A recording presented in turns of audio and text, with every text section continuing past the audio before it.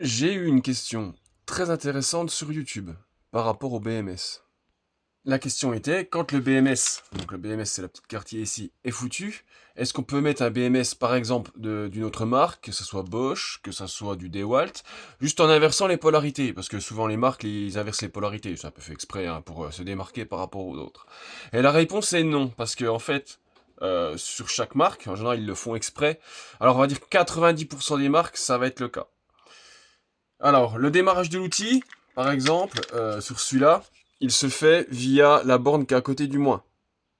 Là, chez Parkside, c'est ça. La borne qui est à côté du moins, là, on a une borne qui est ici, donc qui est reliée à la batterie, et c'est celle qui sert de borne de démarrage. Si cette borne-là n'y est pas sur l'outil, ça démarre pas. Soit ou ça va démarrer 3 secondes et ça va s'arrêter. C'est la commande de démarrage qui fait s'arrêter l'outil et le démarrer. Quand le BMS a un problème, une surchauffe, quoi que ce soit, des accus qui déconnent, bah c'est cette borne-là qui donne une info à l'outil de s'arrêter. Deuxièmement, qui est très importante, à côté de la borne plus, on a une autre borne. Et cette borne-là, c'est celle qui sert pour le chargeur. Sur le chargeur, il y a 3 bornes aussi. Comme vous pouvez constater, nous avons une borne ID qui est ici, à côté du plus. Voilà. Et celle-là, c'est la borne de démarrage. Si vous n'avez pas cette borne-là, sur le chargeur, ça ne fonctionnera pas. Le démarrage de la charge ne prendra pas. Comme j'ai dit, dans 90% des cas, aucun BMS on peut pas en permuter un seul. C'est pas possible. Il y a quelques marques qui n'ont pas de borne de démarrage. On va dire que celles-là, celles qui n'ont pas de borne de démarrage, tu peux t'en servir entre elles, entre d'autres marques qui n'ont pas de borne non plus de démarrage. Mais bon, faut que ça rentre dans la carcasse. C'est l'empattement des connecteurs, il y a beaucoup de choses qui te rentrent en compte.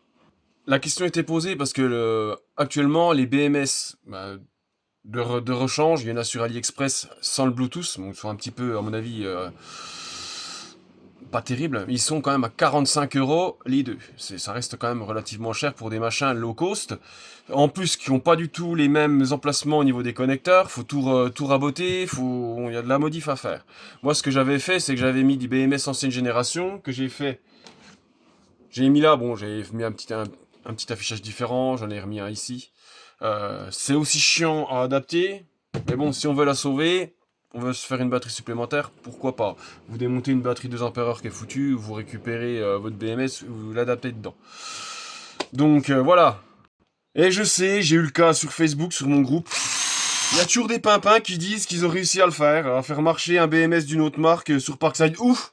Ou encore mieux, prendre des BMS, no name, hein, sur AliExpress, des trucs à 3 €, et qu'on réussit à faire marcher sur l'outil. Mais oui, mais non, non, non, on peut pas le faire marcher sur l'outil. Tu n'as pas la commande de démarrage, ça ne marche pas. Ou sinon, faut mettre la petite résistance de 10 kilo ou 10 ou 12 kilo pour chanter la borne de démarrage. Mais sur le chargeur, ça ne fonctionnera pas. Après, j'en ai toujours sur Facebook qui s'inventent des vies. Hein, donc, bon. Et après, quand t'argumentes, c'est ils détournent le truc. Oui, mais bon, j'ai fait ci. Oui, mais bon, j'ai fait ça. Oui, mais bon, j'ai tout découpé, j'ai tout élargi. Oui, mais bon, et puis si. Puis j'ai pris un chargeur lipo. Et puis ci, puis ça. Puis en fait, tu te rends compte que il a dit de la merde depuis le début. Allez, sur ce, je vous souhaite une bonne journée à tous. Moi, c'est boulot dans 1 heure. Allez, tchuss.